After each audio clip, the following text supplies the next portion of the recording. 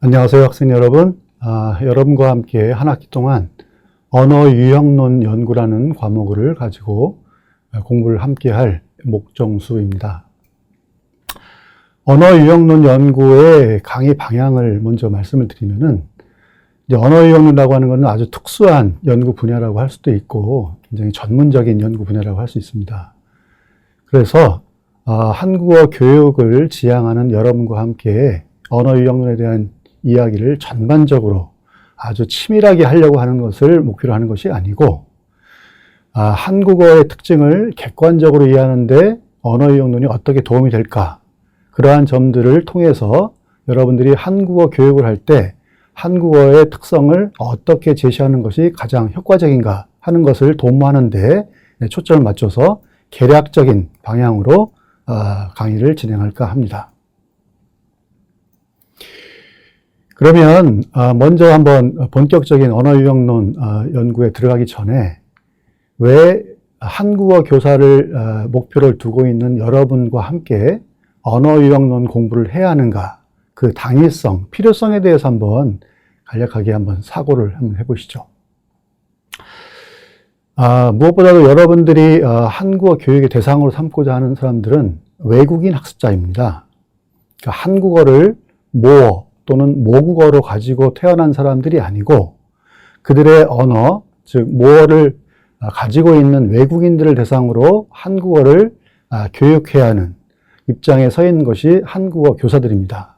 따라서 이들 외국인 학습자들에게 한국어를 객관적으로 교수하기 위해서는 한국어가 가지고 있는 특성을 전 세계 언어 가운데서 가장 보편적인 특징이 무엇이고, 또 한국어만의 특수한 현상이 무엇인가 하는 것들을 전반적으로 이해하는 교수자의 입장이 서지 않고서는 한국어를 논리적이고 객관적으로 가르치기가 굉장히 어려울 것으로 판단됩니다. 그래서 한국어를 주관적인 대상이 아닌 객관적인 언어로 규정, 분석할 수 있어야 하는 것을 대전제로 해서 언어 유형론을 한번 공부하는 것이 도움이 되지 않을까 하는 시각에서 이 강좌가 마련된 것으로 이해하고 있습니다. 자, 그러면 객관적인 한국어라고 하는 건 무엇일까요? 저도 이제 한국인으로 태어나서 어렸을 때부터 이제 한국어를 사용하면서 지금까지 성장해 왔는데요. 물론 중간에 저는 개인적으로 말하면 뭐 중학교 때부터 영어를 배웠다든지, 고등학교 때 독일어를 한번 배워봤다든지, 대학에 가서 프랑스어라든지 뭐 루마니아어라든지 뭐 이태리어라든지 이런 로망서를 전공으로 해서 그 영역을 넓힌 경험을 갖고 있지만, 한국어를 모어로 갖고 있다고 해도 한국어가 정말 어떤 언어인가를 과학적으로 객관적으로 설명하기에는 굉장히 벅찹니다. 그것을 위해서 지금까지 한 몇십 년 동안 노력을 해온 셈이라고 할 수 있는데요. 그것은 왜냐하면 한국어를 우리가 본능적으로 사용하고 있지만 한국어를 객관적으로 보려고 하는 시도를 하지 않고 한국 사람들이 한국어를 사용하기 때문입니다. 따라서 자기 모습을 자기가 거울을 통하지 않고 보기는 어렵듯이 우리가 사용하고 있는 모어로서의 한국어도 객관적인 모습을 보려면은 한국어를 뛰어넘어서 바깥에 나가서 한국어를 다시 한번 보는 그런 시각이 또는 그러한 노력이 필요하다고 생각합니다. 자, 그래서 이제 언어의 도상성이라고 하는 이 측면을 통해서 언어 현상을 이렇게 기능적으로 설명하면은 많은 것들을 우리가 설명할 수 있다는 거예요. 여러분들 한번 개념적으로 우리가 언어학에서 얘기하는 그 단수 개념과 복수 개념을 한번 생각해 보세요.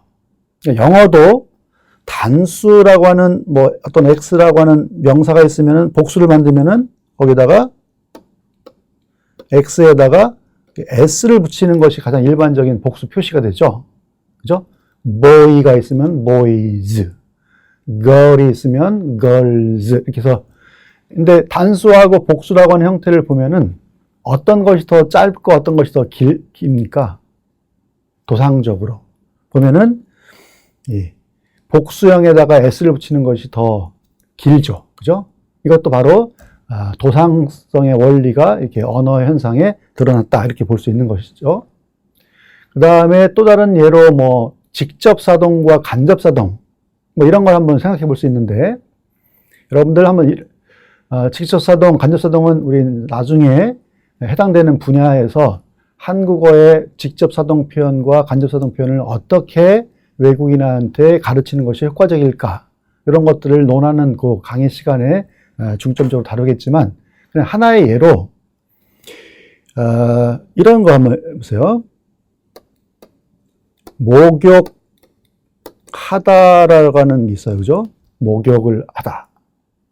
근데 목욕을 하다가 있고 목욕을 하게 하다 또는 만들다 뭐 이런 표현이 있을 수 있는데요. 목욕을 하게 만들었다, 또 목욕을 하게 했다, 이런 표현하고,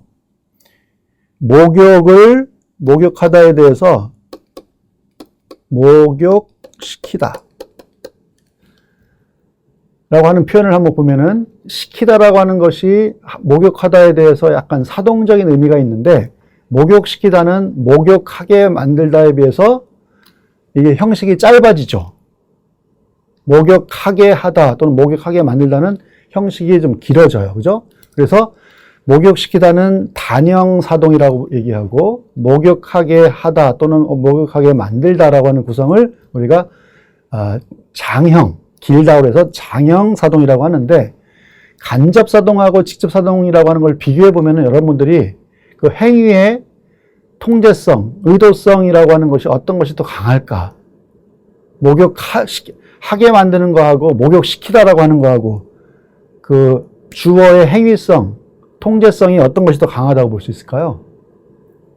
목욕시키는 것은 나는 아이를 목욕시켰다 그러면은 목욕을 직접 시키는, 목욕을 하는 것을 도와주는 넘어서 목욕을 직접 때를 밀어주고 뭐 이런 행위가 거기에 직접 반영이 되어 있는 데 비해서, 목욕하게 만들었다, 목욕하게 했다라고 하는 것은 아이가 스스로 목욕하는 것을 환경을 만들어줬다든지 이렇게 해서 간접적인 통제성의 원리가 적용이 되는데, 이런 것도 아까 단형사동과 장형사동이라고 하는 것이 도상적으로 보여주는 구조하고 일치가 된다, 이런 측면에서 언어 기능의 입장에서 설명하려고 하는 언어이용론적의 입장은 바로 이런 도상성의 원리하고도 상당히 맥이 닿아 있다, 이렇게 볼 수 있다는 것입니다.